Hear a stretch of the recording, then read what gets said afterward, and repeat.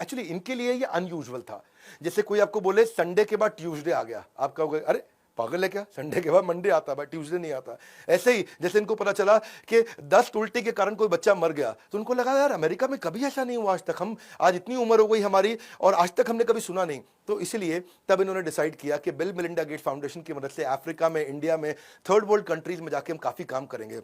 और फिर ऐसा ही हुआ, ये यहां पे आए, इन्होंने एचआईवी के ऊपर भी इंडिया में काफी काम किया। 6 लाख नए इन्फेक्शन एचआईवी के होने से बचा लिए और पोलियो को खत्म किया। 23 लाख वॉलंटियर उन्होंने बनाए, जिससे 17 करोड़ बच्चों को पोलियो की दवाई दी। और 2014 में खुशखबरी ये कि डब्ल्यूएचओ ने अनाउंस किया कि इंडिया कंप्लीटली पोलियो फ्री हो चुका है। एक्चुअली इन्होंने बिहार और उत्तर प्रदेश पे फोकस किया क्योंकि 30 करोड़ की पॉपुलेशन वहीं थी, और बिहार और उत्तर प्रदेश से शुरू करता हूं। ये विजनरी रिस्क टेकर भी रहे, इन जिंदगी में बड़े बड़े रिस्क भी लिए इन्होंने। माइक्रोसॉफ्ट अपने कंपटीशन को इसीलिए खत्म कर सका क्योंकि रिस्क लेकर के they always used to think ahead of time. इनकी एक कहावत है, वो क्या है, अगर आप आगे रहना चाहते हो तो आगे की सोचो। अंग्रेजी में क्या बोलते हैं, if you want to get ahead in business think ahead. बड़ा ये मेरे लिए पर्सनल इंस्पिरेशन है, ये कहावत मुझको बहुत पसंद है। अगर आगे रहना चाहते हो तो आगे की सोचो। हमने भी ये बड़ा बिजनेस में प्रयास किया, इसलिए हम भी कैटेगरी क्रिएटर हैं। बहरहाल ये कहते हैं कि मैं $1 मिलियन या $100 मिलियन मैं कितना भी इन्वेस्ट करूंगा, डेटा बहुत एनालाइज करता हूं, मुझको डेटा एनालाइज करना बहुत पसंद है। तो डेटा एनालाइज करके ही रिस्क लेते हैं। और ये क्या कहते हैं, मैं इनके 5 रिस्क बताता हूं जिंदगी के सबसे बड़े। ये कहते हैं कि sometimes to do big you have to take big risk also. पर इनके कैलकुलेटेड रिस्क, पहला रिस्क इन्होंने लिया जब इन्होंने हार्वर्ड को छोड़ दिया और हार्वर्ड ने आगे चल के इनको ऑनररी डॉक्टरेट भी दिया। दूसरा रिस्क इन्होंने लिया 1980 में जब इनकी आईबीएम के साथ डील हुई। इन्होंने अपना ऑपरेटिंग सिस्टम बना दिया था माइक्रोसॉफ्ट का, और आईबीएम ने बोला भाई बिल्लू भैया तुम्हारा ऑपरेटिंग सिस्टम बहुत बढ़िया, हमको दे दो। बोले दे देंगे। बोला कितना पैसा? तो ये सब बड़े खुश हुए, स्टीव बामर, इनके साथ के सब लोग बहुत खुश हुए कि भाई सॉफ्टवेयर आईबीएम ले जाएगा, अपने कंप्यूटर में डालेगा और हमको बहुत पैसा मिल जाएगा। बोले नहीं नहीं नहीं नहीं, हर कंप्यूटर का अलग पैसा लूंगा। सुनिए मेरी बात, एक साथ पैसा नहीं चाहिए। हर कंप्यूटर पे जब जब तुम अपने आईबीएम के अंदर मेरा सॉफ्टवेयर यूज करोगे, मुझको रॉयल्टी फीस चाहिए, और तुमको ही नहीं बाकी सबको भी बेचूंगा आगे चल के। और इस रॉयल्टी के चलते इन्होंने जिसने मशीन बनाई, जिसने कंप्यूटर बेचा, उसके अंदर सॉफ्टवेयर इनका और इनको रॉयल्टी फी मिलती रही।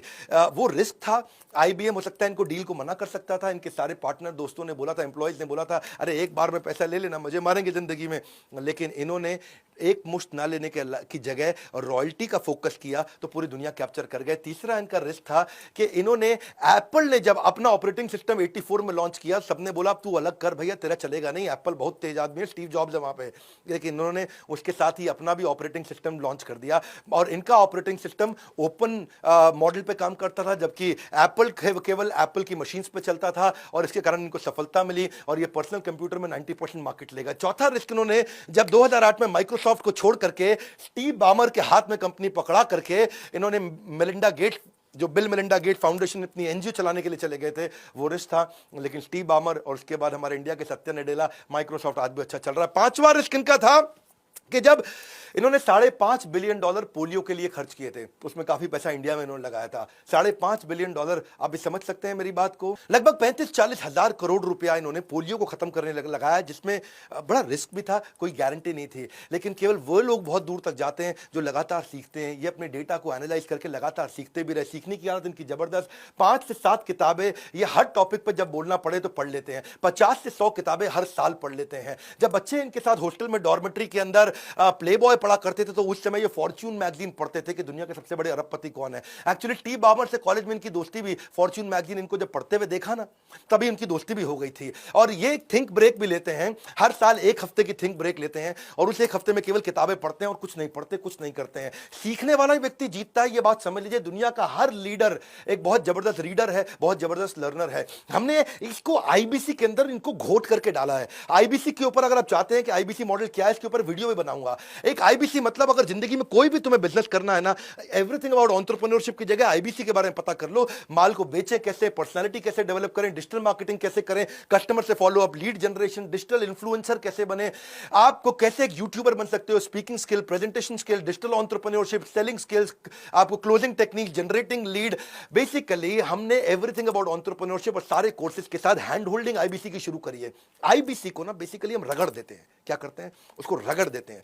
इतना ट्रेन करेंगे भैया, तुमको इतना ट्रेन करेंगे, इतना तुमको लगा करके दबा के ट्रेन करेंगे कि जब तक तुम अपना बिजनेस नहीं चालू कर दोगे, जब तक अपने बिजनेस को एस्टैब्लिश नहीं करोगे, तब तक हम तुमको ट्रेन करते रहेंगे। और इसमें कॉर्पोरेट एटिकेट के ऊपर, ईमेल एटिकेट पे, ड्रेसिंग एटिकेट पे, एलिवेटर एटिकेट, कोई भी प्रकार की एटिकेट वो सारी सिखाएंगे। हमने एक ऐसा सीएमएस लॉन्च कर दिया कि अगर आपको कोई दिक्कत आ रही है तो आपको सेम डे रेजोल्यूशन करते हैं, आपको लर्निंग इक्वल टू अर्निंग में आगे पहुंचाते हैं। 5 लाख से ज्यादा लीड हम अपने आईबीसी को देते हैं ताकि they can make also money.